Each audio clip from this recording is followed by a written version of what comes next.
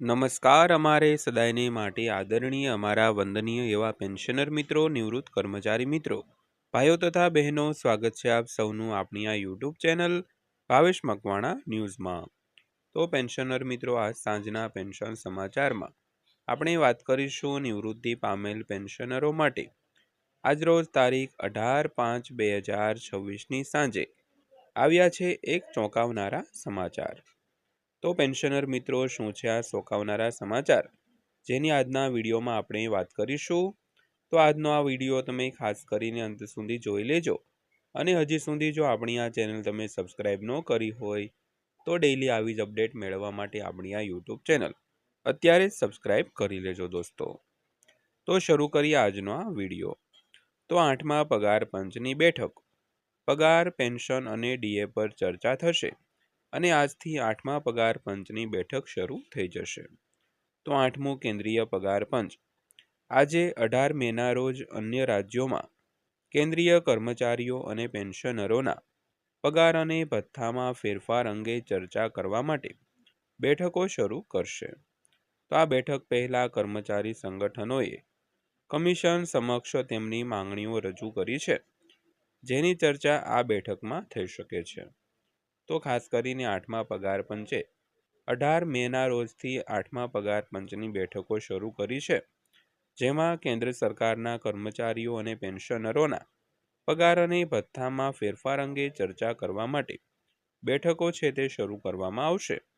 તો આ બેઠક પહેલા કર્મચારી સંગઠનોએ કમિશન સમક્ષ તેમની માંગણીઓ રજૂ કરી છે, જેની ચર્ચા આ બેઠકમાં છે તે થઈ શકે છે દોસ્તો। તો ત્યારબાદ જોઈએ તો ન્યાયાધીશ રંજના પ્રકાશ દેસાઈના નેતૃત્વ હેઠળની કમિશનની ટીમ 18 અને 19 મેના રોજ હૈદરાબાદની મુલાકાત લેશે। તો આ 2 દિવસીય મુલાકાત દરમિયાન કમિશન વિવિધ કેન્દ્ર સરકારના સંગઠનો, સંસ્થાઓ, કર્મચારી સંગઠનો અને પેન્શનરોના સંગઠનો સાથે મુલાકાત કરશે અને તેમના પ્રશ્નો સાંભળશે। તો તેલંગાણા પછી 8મું પગાર પંચ અન્ય રાજ્યો અને કેન્દ્ર શાસિત પ્રદેશોની મુલાકાત લેશે। તો પગાર પંચે સ્પષ્ટ કર્યું છે કે વિશાખાપટ્ટનમ એટલે કે આંધ્રપ્રદેશ અને શ્રીનગર એટલે જમ્મુ કાશ્મીર અને લેહ એટલે કે લડાખ જે 1 જૂનથી 4 જૂન અને લડાખમાં 8 જૂનના રોજ સમાન બેઠકો યોજશે મિત્રો।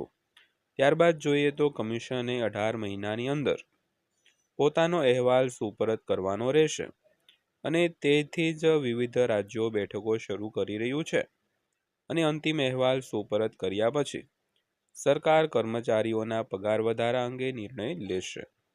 તો ખાસ કરીને 8મા પગાર પંચે જે પોતાનો અહેવાલ છે તે 18 મહિનાની અંદર સબમિટ કરવાનો રહેશે, તેથી વિવિધ રાજ્યોમાં બેઠકો છે તે કરી રહ્યું છે અને અંતિમ ભલામણો સુપરત કર્યા પછી સરકાર કર્મચારીઓના પગાર વધારા અંગે અંતિમ નિર્ણય લેશે દોસ્તો।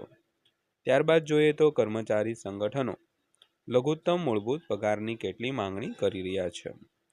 તો ₹18,000 થી 69,000 કરવાની માંગ કરી રહ્યા છે, તેથી તેઓ ફિટમેન્ટ ફેક્ટર 3.83 ગણો વધારો રાખવાની જે માંગ છે તે કરી રહ્યા છે, તેથી જૂની પેન્શન યોજનાને ફરીથી સ્થાપિત કરવાની માંગ છે તે પણ કરી રહ્યા છે। તો વધુમાં કર્મચારીઓ ડીએના મર્જરની પણ માંગ કરી રહ્યા છે।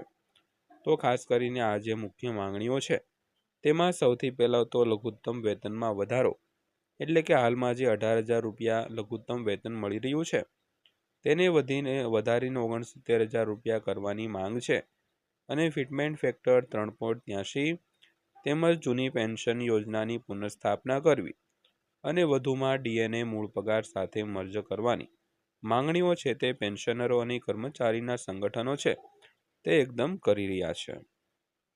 ત્યારબાદ જોઈએ તો આ બેઠકો કેમ ખાસ છે। તો હૈદરાબાદની બેઠક મહત્વપૂર્ણ છે, કારણ કે લાખો કર્મચારીઓ અને પેન્શનરો આ બેઠક પર નજર રાખી રહ્યા છે અને ગ્રાઉન્ડ લેવલના કર્મચારીઓ સીધા કમિશન સાથે મળી શકશે અને તેમની માંગણીઓ છે તે વ્યક્ત કરી શકશે। તો પેન્શનર મિત્રો, આ હતી આજની માહિતી, જ્યાં સાંજે પેન્શનરો અને કર્મચારીઓ માટે અગત્યની માહિતી હતી। તો વિડીયો અંત સુધી જોયો તે બદલ આપનો દિલથી આભાર।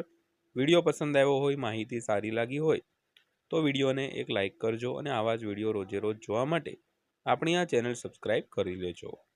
તો ફરીવાર પાછા મળીશું એક નવા વિડીયો સાથે, નવી માહિતી સાથે। ત્યાં સુધી સૌને જય હિન્દ, વંદે માતરમ।